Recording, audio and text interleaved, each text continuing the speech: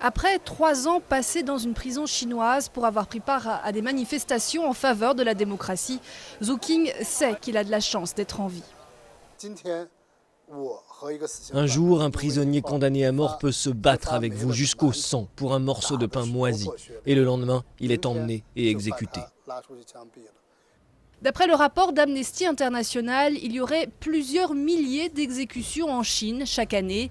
L'an dernier, le pays aurait envoyé à la mort plus de gens que dans tous les autres pays réunis.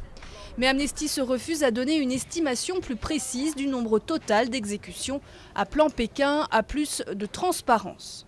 Il n'y a pas un moyen de savoir exactement ce qui se passe puisque le gouvernement maintient un secret d'État sur les informations à propos, sur les statistiques et l'information à propos de l'usage de la peine de mort. Au-delà de la Chine, le rapport affirme que plus de 700 personnes ont été exécutées dans 18 pays en 2009, dont au moins 388 en Iran. D'après Amnesty, le pays aurait envoyé à la mort 112 personnes dans les 2 mois qui ont suivi la réélection contestée du président Mahmoud Ahmadinejad. Malgré tout, l'ONG estime que les choses évoluent dans le bon sens. On est arrivé à un point où il y a un groupe assez réduit de pays qui insistent encore à appliquer la peine de mort, mais même dans ce pays, dans la Chine, les États-Unis, l'Iran, l'Irak et l'Arabie saoudite, il y a des signes qu'on bouge vers l'abolition.